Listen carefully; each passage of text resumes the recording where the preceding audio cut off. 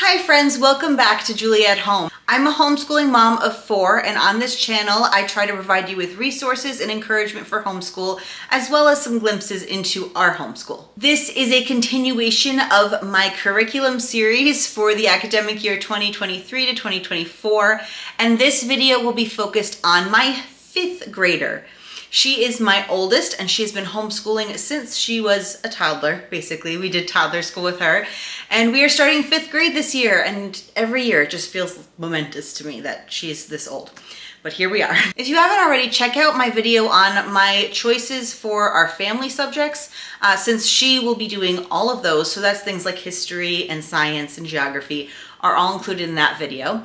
And today I'm going to be focusing on her individual subjects. I'm going to start with math. So for our main math, have it right here, we're going to be using Math Mammoth again. We have been using this for several years now, and it's just working for us, so I'm just sticking with it.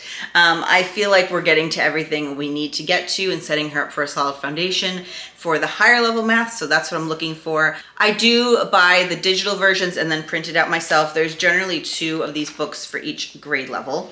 And you can kind of see some information there, but I'm going to do a separate video going through a flip through of one of the Math Mammoth books, so you can just kind of get a feel for what it's like. I also do have them use manipulative sometimes. We have some Montessori math materials as well as some other general things that you can use for math. And if there's a new concept or something that they seem to be having a harder time grasping, then I will pull those out and encourage them to use them. And we'll be doing additional math this year, and that is the Your Business Math from Simply Charlotte Mason. So this is a curriculum series from them where the child can choose a type of store. There's 3 different options, and my daughter chose a pet store, which makes sense because she wants to be a vet when she grows up.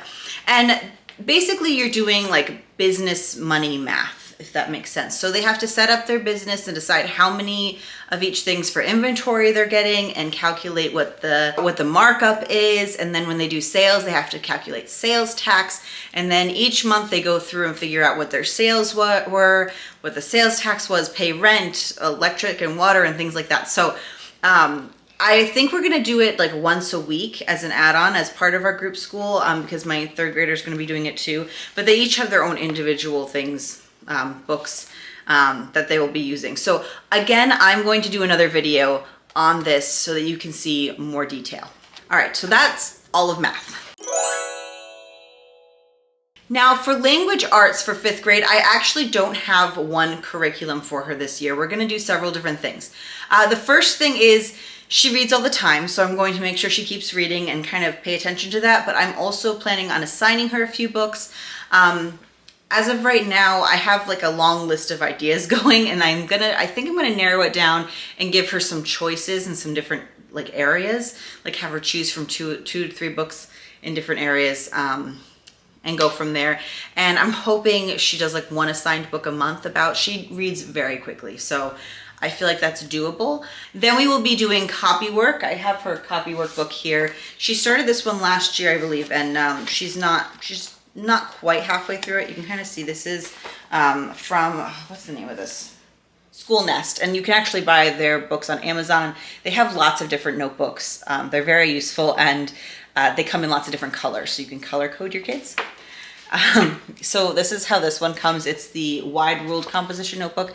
So it's got lines, then it's got a space for pictures. Let's see if I can. So this is what I have her do copy work in, and sometimes I have her do narrations in this as well, unless there's a different way we're doing it. Sometimes she types them, sometimes it'll go in a unit book. So kind of other random ones will go in here. And I should say narrations are mostly part of our group subjects. She also does spelling words. I did touch on this a bit in my homeschool wrap-up video, but I'm gonna take a minute to try to explain how I do this again. So I go through her narrations and anything else she might have written, and especially the past week, but also like, you know, over time, and I find any words that she spelled incorrectly. If I don't find 10 from that period, then I go and look Online, there's lists of difficult words. Usually I can come up with some off the top of my head that are just like tricky ones, like the number 8, for example. Or I might do a theme, like I might do a number theme, because a lot of numbers are tricky. One week I did a vegetable theme, because some vegetables are tricky to spell. Or I might do words that are relevant for something we're studying at the moment. Like when we did astronomy, I gave her like astronomy and universe and things like that. So anyway, I collect words and I try to aim for 10 a week, and I will give her those words. I write them out, and then the first day she generally writes them. This is a spelling book. This is also from School Nest, and it just has these lines. So what she'll do the first 4 days of the week, generally, because we try to do school 5 days a week, is she'll write them out on a whiteboard. So the first day she's looking at them and copying them. The second, third, and fourth day, we're reading her the words, either myself or my husband, and she's writing them as she goes, and we correct her as she goes. So if she writes it wrong, she has to rewrite it. And then the last day, she writes it in here by herself. We read them to her and she writes them, and then we see how many she gets right. Any she gets wrong on that last day, bump on to the next week's list.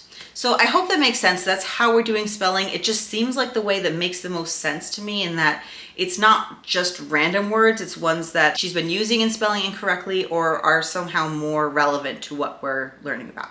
I will link these and the other curriculum I'm showing you in the description box below, so just open that up if you're curious. Another sneaky thing that kind of is language arts, but it's also another subject, is this year I am doing Latin with her. So I got the big book of Lively Latin, and this is going to be another video where I'll do a flip through and talk about this some more. But the reason it's kind of sneaky is when doing Latin, especially in this curriculum, I don't know if it's true of all of them, you're learning English grammar. So you're learning, it goes through actually parts of speech and things like that. And then it also goes through like vocabulary, like root words that are used in English. Like I believe an example is like nata means like sea or something related to sea, and then nautical is related to sea here. So it goes through those as well. So she's going to be doing the big book of Lively Latin.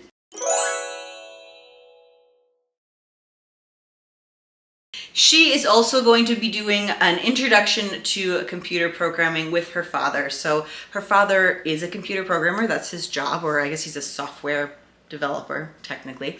He's been looking at programs. I don't have a ton of information on what he's doing. I know he was looking at Khan Academy, but again, this is our oldest child, so he's like testing stuff on her, I guess, and I've kind of just left this to him.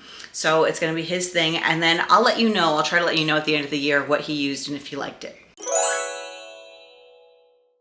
For music, she'll be continuing one more year of piano. It's not her favorite thing to do because she doesn't like to practice, but I have been so impressed with what she has learned. She really is quite accomplished on the piano, so I'm happy she's doing one more year. I'm sad she doesn't necessarily want to continue. We had a deal that she would continue through 5th grade, and then she has the option to continue, change instruments, or just stop. So that's where we are. I figured at this point, once you get to 6th grade, a lot of the work's picking up. It's actually picking up this year as well, as you can see from the number of subjects she has. And so that just seemed like the good point to go, and at least she's had that musical foundation. Oh, so for art, in addition to her joining us for any family art that we do, she's going to be doing a drawing curriculum this year, and this is something she specifically asked to do. So I got this. This is the Artistic Pursuits. It says for ages 10 and up, introductory. It's like beginner level art. And so there's different. The first book is on drawing. And so I got this for her. I got the kit that came with it with all the supplies needed. And yeah, I'm excited. She's just gonna go through and use this on her own. I think I put down, I think in my notes, I'm gonna have her try doing 1 lesson a week.